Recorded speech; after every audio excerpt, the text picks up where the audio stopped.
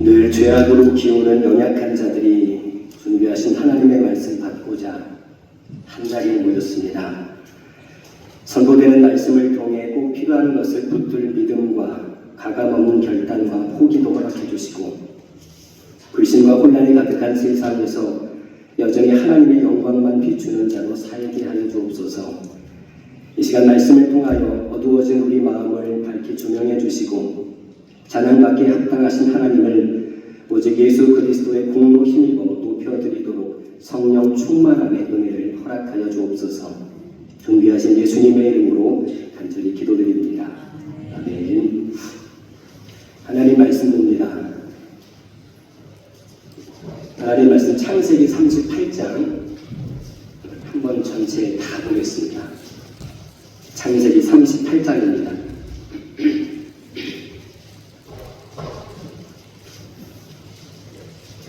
제가 한 절, 여러분이 한 절, 마지막은 함께 봉독합니다. 창세기 38장입니다. 그 후에 유다가 자기 형제들로부터 떠나 내려가서 아둘람 사람 히라와 가까이 하니라.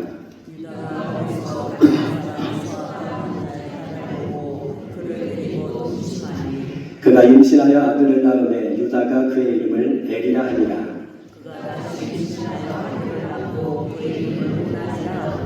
그가 또다시 아들을 낳고 그의 이름을 셀라라 하니라. 그가 셀라를 낳을 때에 유다는 거십에 있었더라.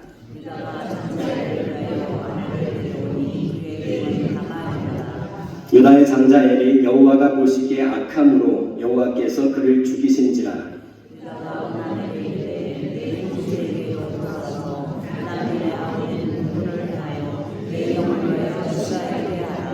원한이 그 씨가 자기 것이 되지 않을 줄 알므로 형수에게 들어갔을 때에 그의 형에게 씨를 주지 아니하려고 땅에 설정하매,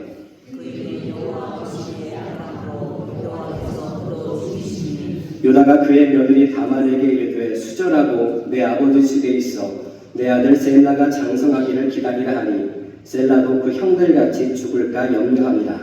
다말이 가서 그의 아버지 집에 있으니라.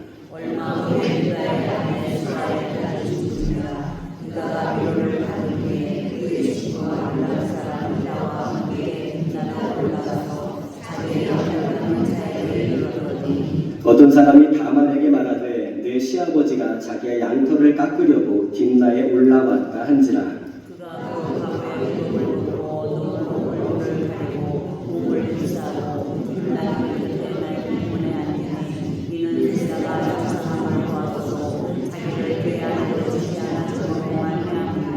그가 얼굴을 가리었으므로 유다가 그를 보고 창녀로 여겨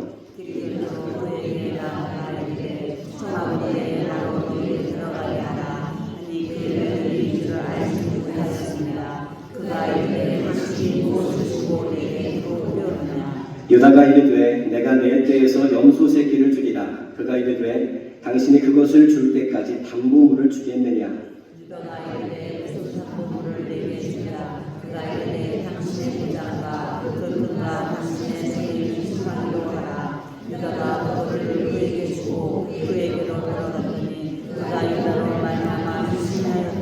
그가 일어나 떠나가서 그 너울을 벗고 과부의 의복을 도로 입으니라.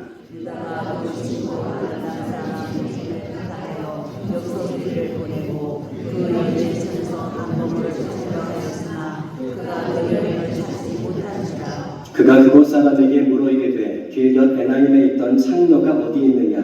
그들이 이르되 여기는 창녀가 없느니라.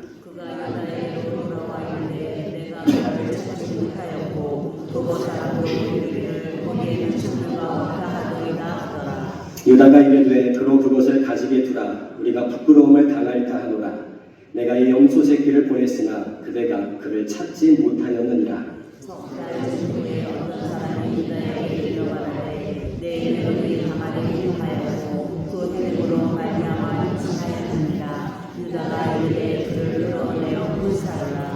여인이 끌려나갈 때에 사람을 보내어 시아버지에게 이르되 이 물건 임자로 말미암아 임신하였나이다. 청하건대 보소서. 이 도장과 그 끈과 지팡이가 누구의 것이니까 한지라.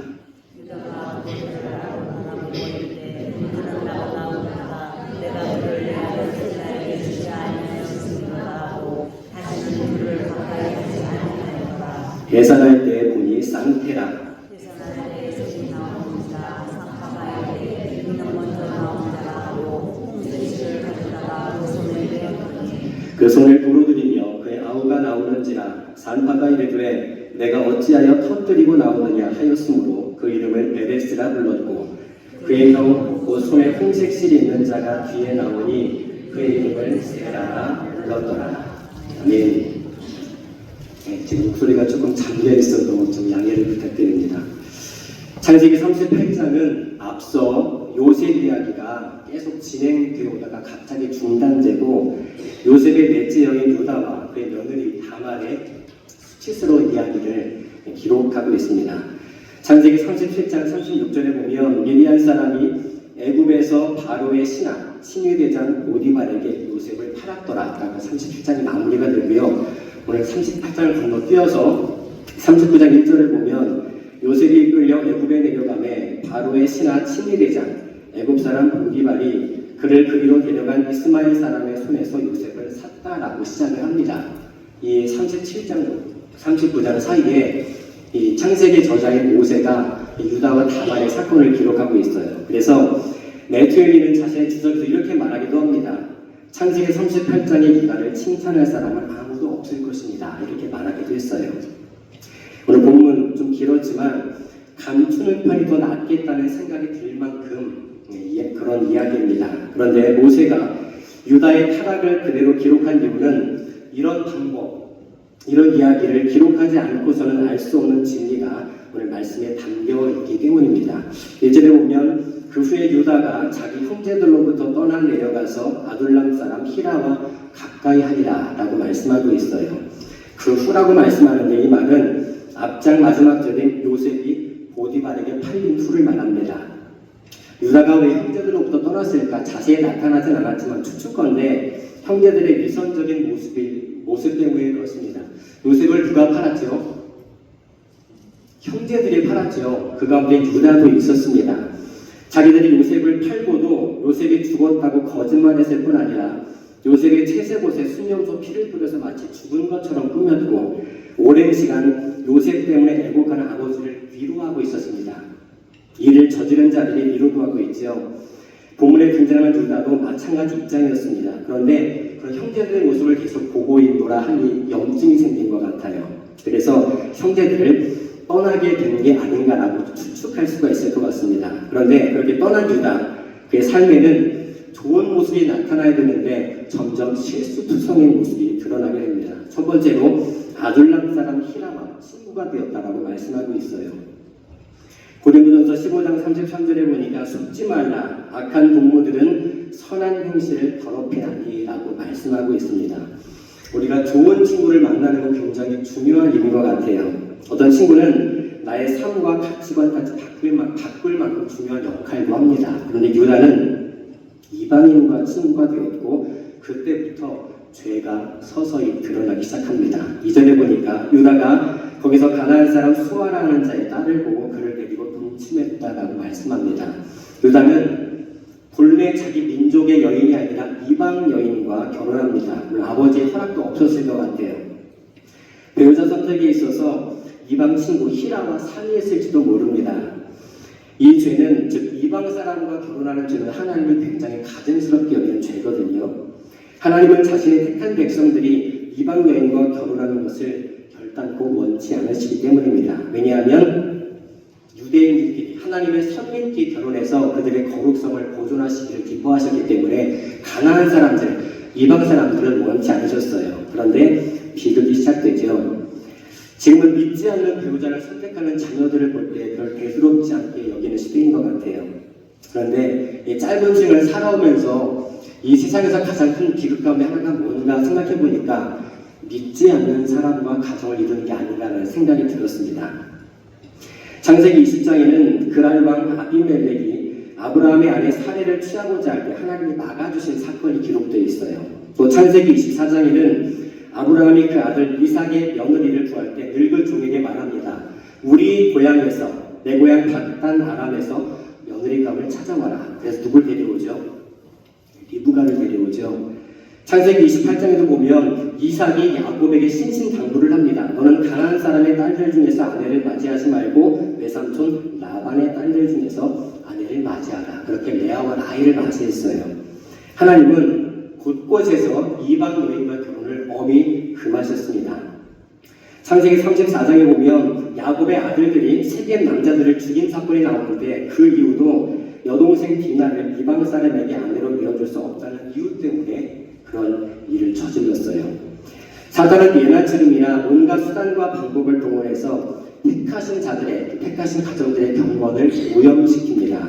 그러므로 믿지 않는 자와 평생 같이 가는 것은 심한 표현일 수도 있겠지만 비극의 시작이라 할 수 있습니다. 그런데 오늘 유다가 하나님의 그 거룩한 의도를 대놓고 무시하는 사건이 나와요. 이방 친구를 사귄 것보다 더 큰 죄악이었습니다. 바로 이방 여인과 결혼한 이후 그의 가정에 참혹한 일들이 찾아왔다는 거예요. 6절 7절입니다.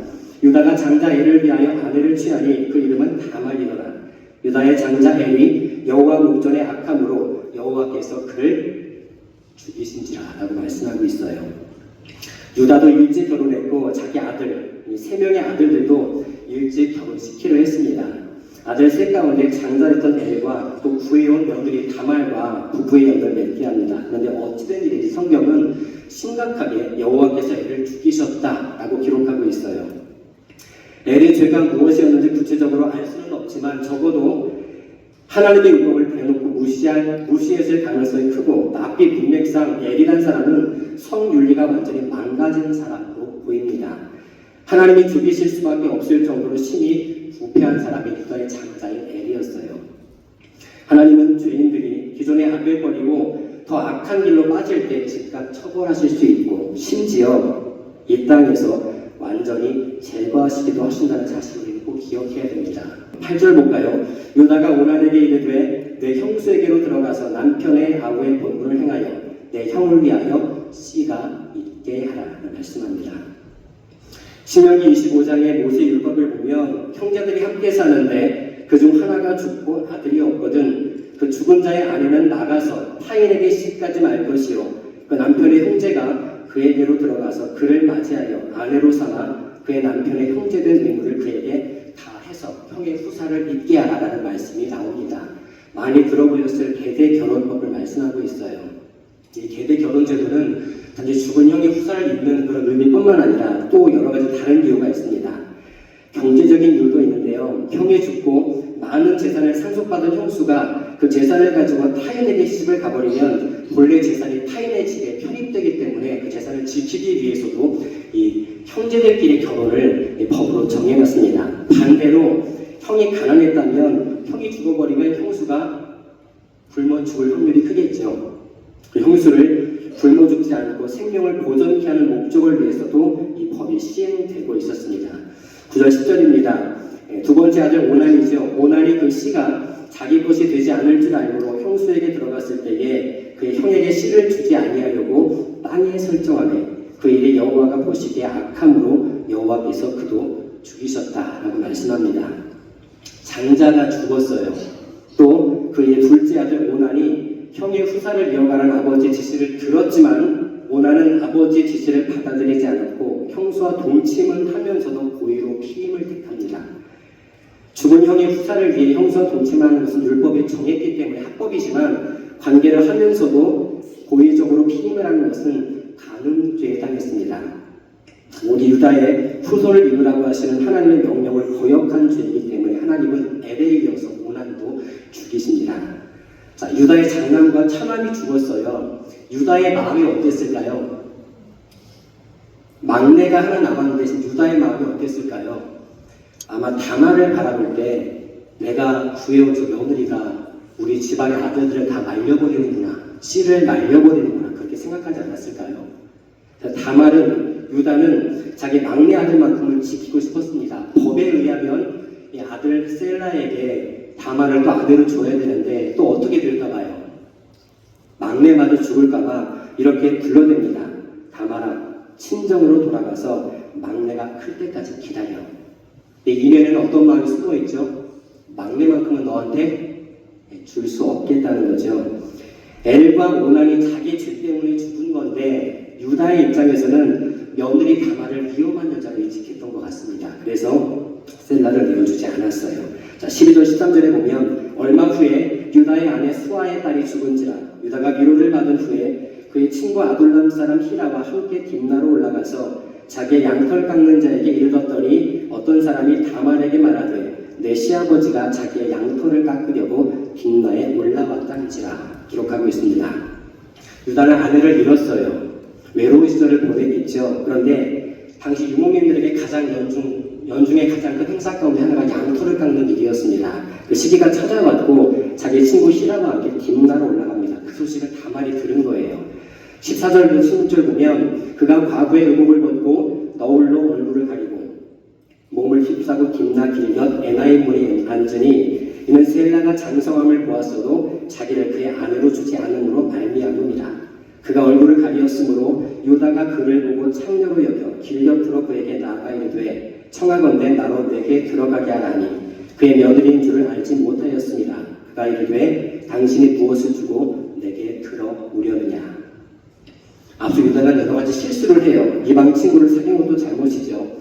이방 여인과 결혼한 것도 하나님 편에서 아니 사람 편에서도 큰 잘못이었습니다. 그런데 가장 큰 잘못은 바로 자기 며느리와 근친상간을 범한 죄입니다. 용민들에게는 양털 깎는 일이 연중 가장 크고 바쁜 축제이기 때문에 큰 잔치와 함께 여러 날에 걸쳐 진행되었다고 합니다. 대부분의 사람들이 잔치 자리니까 술에 잔뜩 취해 있었겠죠. 분별력을 상실하는 이 시기를 창녀로 변장한 다말은 시아버지와 동침할 디데이로 정했습니다. 17절 19절입니다. 유다가 이르되 내가 내 떼에서 염소 새끼를 주리라. 그가 이르되 당신이 그것을 줄 때까지 담보물을 주겠느냐. 유다가 이르되 무슨 담보물을 내게 주랴. 그가 이르되 당신의 도장과 그 끈과 당신의 손에 있는 지팡이로 하라. 유다가 그것들을 그에게 주고 그에게로 들어갔더니 그가 유다로 말미암아 임신하였더라. 그가 일어나 떠나가서 그 너울을 벗고 과부의 의복을 도로 입으니라. 유다가 먼저 약속합니다. 염소 새끼를 한 마리 줄게. 다말이 대단한 여자였어요. 부자에게 염소 새끼는 흔한 거죠. 나중에 유다가 말을 바꿀 수도 있습니다. 난 너랑 동침한 적이 없던 말을 바꿀 수가 있어요. 그래서 염소 새끼가 아니라 유다의 도장, 또 도장끈 지팡이를 요구합니다. 도장은 지금 우리로 말하면 인간 도장을 말하는 거예요. 그 사람만 갖고 있는 거죠. 그리고 끈은 도장을 목에 걸고 떨어지지 않게 하는 역할을 합니다. 그래서 도장 주인이 끈을 풀지 않는 이상 몸에서 떨어질 수가 없습니다. 지팡이는 그 사람의 권세를 나타냅니다. 바로 이 며느리 다말은 유다에게 염소 새끼가 아니라 세 가지 확실한 증거를 요구했습니다. 우리의 구원이 어떻게 이루어지는가? 이 땅의 재산이나 권력을 가지고는 절대로 구원을 얻을 수 없다는 것을 다말과 유다의 관계를 통해서 하나님이 넌지시 보여주고 계세요. 땅의 것을 가지고는 영원한 지옥불을 통과할 수가 없죠. 영원한 심판을 통과할 수 있는 확실한 증표이자 유일한 증표는 오직 예수 그리스도의 십자가 보혈밖에 없습니다.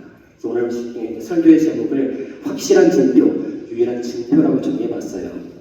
주님의 십자가가 그렇게 자랑스러운 모습은 사실 아닙니다.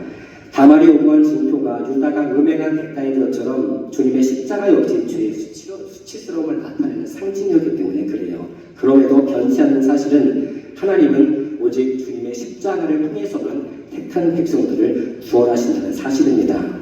유다가 집으로 돌아갔어요. 자신의 친구 히라에게 말합니다. 내가 너한테 염소 새끼를 줄 테니까 가서 에나의 문 곁에 있는 창녀에게 화대를 주고 앞서 내가 맡겨둔 그 담보물 3개를 찾아와라.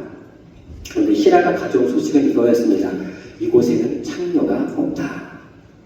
24절 26절입니다. 석 달쯤 후에 어떤 사람이 유다에게 일러 말하되 내 며느리 다말이 행음하였고 그 행음함으로 말미암아 임신하였느니라.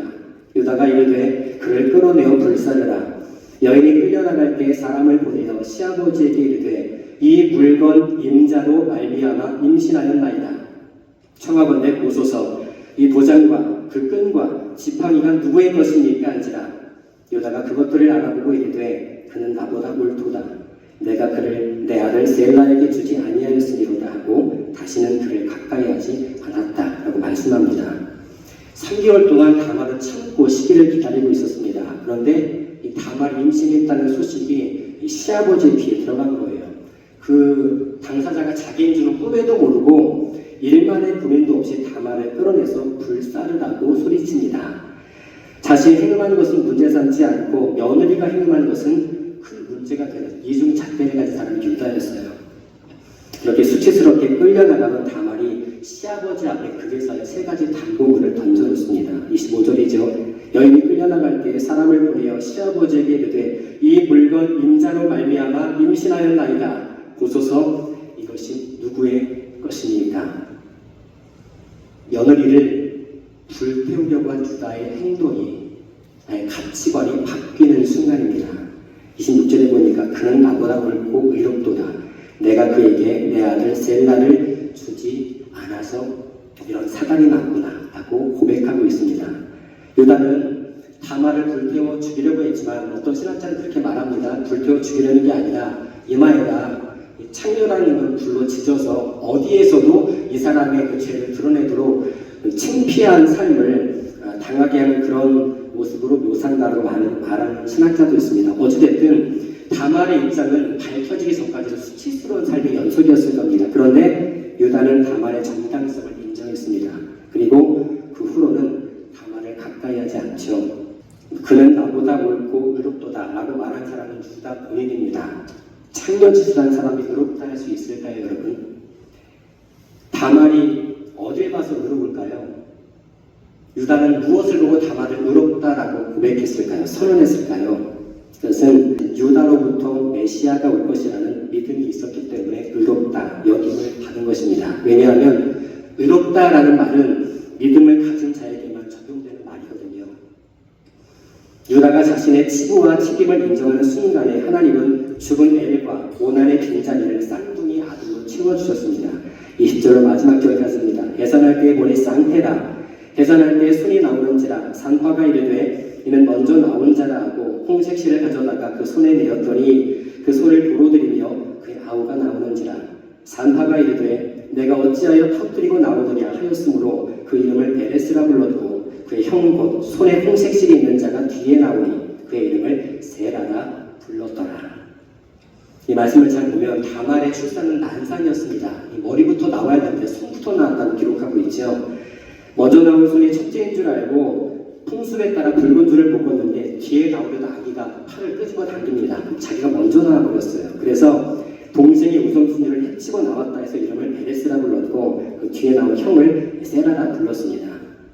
모세가 37장 내내 요셉 이야기를 하다가 38장의 요셉 이야기를 이어가지 않고 갑자기 뜬금없어 보이는 유다와 다말에 대한 스캔들을 기록했을까요? 이유가 무엇일까 생각해보니까 크게 세 가지인 것 같아요. 첫 번째로는 역경이 번영보다 낫다는 것을 말하고 싶었던 것입니다. 인간은 잘 먹고 잘 살 때보다 어려울 때 영적 성숙을 나타냅니다. 역경 가운데 있던 본문에 등장하진 않지만 요셉은 번영 가운데 있던 유다보다 훨씬 훌륭했고 성화된 삶을 보여주었습니다. 유다는 부유한 자로서 시간적 여유가 많았기 때문에 화배를 주면서까지 창녀와 동침하는 유혹에 빠지고 말았어요. 그런데 창세기 앞선 37장 뒤 이어진 39장의 요셉은 보디발의 노예였음에도 시련임에도 역경임에도 그의 아내가 유혹할 때 하나님 앞에서 경건을 끝까지 지켰습니다. 요셉은 역경 가운데 성화를 선택했지만 요셉의 넷째 형 유다는 번영 가운데 타락하여 하마터면 메시아의 탄생을 단절시킬 뻔했습니다. 우리는 역경을 통해서 주의 법을 배우고 주의 말씀에 순종하고 날마다 성화를 이루는 삶을 요셉과 유다의 비교를 통해서 반드시 알아야 합니다. 나에게 역경을 주시도록 기도할 필요까지는 없겠지만 부유한 상황 가운데서도 유혹에 넘어가지 않고 오히려 역경에 대해 가졌던 신앙을 우리는 늘 지킬 필요가 있습니다. 두 번째로 모세는 어떤 상황에서도 신실하게 이루어가시는 하나님의 작정을 말하고 싶었어요. 레위기 18장 6절에 보면 각 사람은 자기 살부치를 가까이하여 그의 아체를 범하지 말라. 나는 여호와다 라고 말씀합니다. 하나님은 근친 상간과 같은 성적인 규례를 어기는 것을 굉장히 가증스럽게 여기십니다. 이뿐만 아니겠지만요. 그런데 다말은 의도적으로 하나님의 명령을 범합니다. 유다는 사실 이해가 안 되는데 며느리인지 잘 모르고 근친 생활을 범했습니다. 술에 많이 취했던 것 같아요. 이런 악장 드라마 같은 죄악 속에서 아브라함과 유다 자손들 가운데 메시아를 보내시려는 하나님의 작정은 계속 진행되고 있었습니다. 무슨 말이냐? 죄가 아무리 가득해도 하나님의 작정은 한치의 오차도 없이 실행되고 있다는 거예요. 하나님은 우리가 아무리 불순종해도 당신의 작정을 신실하게 이루시기 때문에 마땅히 영광 받으셔야 하고 거기에 우리의 공로는 하나도 못할 수가 없다는 것입니다. 마지막 세 번째로 모세는 하나님의 크신 은혜를 말하고 싶었어요. 창녀로 꾸미고 시아버지와 동침할 것을 계획하고 그것을 실행에 옮긴 다말의 행동, 누가 봐도 훌륭하지 않습니다. 훌륭하지 않아요. 그런데 다말의 이름이 당당히 예수 그리스도의 족보의 명시가 되어 있습니다. 다말뿐 아니죠. 마리아도 있고 기생 라합도 있고 룻도 있고 밧세바도 족보에 들어가 있습니다. 마리아를 제외하고 나머지 4명은 뚜렷한 흠결을 가진 여인들이었어요. 기생 라합은 살몬과 결혼해서 보아스를 낳습니다. 다말의 행운과 기생 라합을 비교하면 다말은 명함도 못 내밀어요. 기생 라합에 비하면. 그런데 그럼에도 기생 라합은 하나님 편에 서 있던 믿음의 사람이었습니다. 라합의 아들은 보아스죠. 그런 이방 여인의 룻과 결혼해서 오벳을 낳습니다. 오벳은 이새를 낳았고요. 이새는 다윗을 낳고 다윗은 유명한 솔로몬을 낳습니다. 솔로몬의 어머니가 누구죠? 다윗과 간통한 밧세바죠. 그러니까 밧세바도 주님의 족보에 들어가 있다는 거예요. 어딜 봐도 떳떳한 여인들이 아닌데 주님의 족보에 이름을 올렸다는 겁니다. 저마다 흠결을 가진 여인들이 예수님의 족보에 당당히 그 이름을 올릴 수 있었던 이유는 하나입니다. 믿음 때문입니다. 다말 같은 여인이 예수님의 족보에 들어가고 천국 백성이 되는 것은 오직 은혜로 주어진 믿음 덕분이라는 거예요. 동생을 팔아먹은 유다, 죄인입니다. 동생을 팔아먹은 것도 큰 죄인데 며느리와 근친 상간까지 범하죠. 이런 자가 인생 후반부에 훌륭한 인격으로 변화된 것을 성경은 말씀하고 있습니다. 본문은 아니지만 창세기 44장 33절에 보면 이제 주의 종으로 그 아이를 대신하여 머물러 있어 내 주의 종이 되게 하시고 그 아이는 그의 형제들과 함께 올려 보내소서. 이미 요셉이 애굽의 총리가 되었을 때 요셉이 보냈던 수많은 주머니 가운데 베냐민의 자루 안에서 은잔이 발견됩니다. 이제 베냐민은 영원히 애굽의 노예가 될 그런 지경이 됐어요. 그때 유다가 한 고백입니다. 이 요셉은 자기 형을 보고 자기 방에 급히 들어가 방송대복했다 그렇게 말씀하고 있어요. 반가워서 그랬을까요? 잘 묵상해보면 요셉은 유다의 내적 변화를 분명히 목도한 거예요. 그전에 자기를 팔았던 형인데 이제는 철저하게 회개하는 열매를 보여주고 있기 때문에 그 모습을 듣고 너무나 감격해서 정을 억제하지 못하여 자기 방에 들어간 게 아닌가라고 생각이 듭니다. 창세기 49장 20절에 보면 주가 유다를 떠나지 아니하며 통치자의 지팡이가 그 발 사이에서 떠나지 아니하시기를 진로가 오시기까지 이르리니 그에게 모든 백성이 복종하리로다 라고 말씀합니다. 야곱이 죽기 전에 유다를 축복하는 장면입니다. 주는 왕의 지팡이를 말하죠. 바로 유다 혈통에서 메시아가 오신다는 복된 예언을 야곱이 해준 거예요. 그래서 예수님을 유다 지파의 사자라 부르기도 합니다. 성경의 가르침을 통해서 유다의 죄는 분명히 용서받았음을 알 수 있고 유다 큰 은혜를 입은 사람임을 또 알 수가 있습니다. 그래서 로마서 5장 20절에 보니까 율법이 들어온 것은 범죄를 더하게 하려 합니다. 그러나 죄가 더하는 곳에 은혜가 더욱 넘쳤다라고 말씀하고 있어요. 이 말씀의 최대 수혜자 가운데 한 사람이 바로 유다였던 거예요. 하나님이 우리에게 요구하시는 것은 그래 너 스스로 죄를 한번 해결해봐가 아닙니다. 유다는 한때 타락했었지만 성령께서 강력하게 역사하셔서 인생 후반부에 그의 삶이 완전하게 변화되었습니다. 그리스도를 믿는 자들에게 주시는 하나님의 구원, 물론 큰 은혜이지만 동시에 성화된 삶이 드러나는 것도 큰 은혜임을 우리가 반드시 기억해야 할 줄로 믿습니다. 말씀 정리합니다. 인간의 가장 부끄러운 죄 가운데에도 하나님의 은혜가 있다는 것을 본문이 길었지만 여실히 드러나고 있어요. 하나님이 모세를 통해서 유다의 치부를 드러내신 이유는 우리가 아무리 심각한 죄 가운데 거할지라도 하나님의 은혜로 반드시 구원받을 수 있다는 것을 알려주시기 위함입니다. 오늘 유다와 다말의 스토리가 어쩌면 영원히 불문에 붙여야 할 스캔들일 수 있습니다.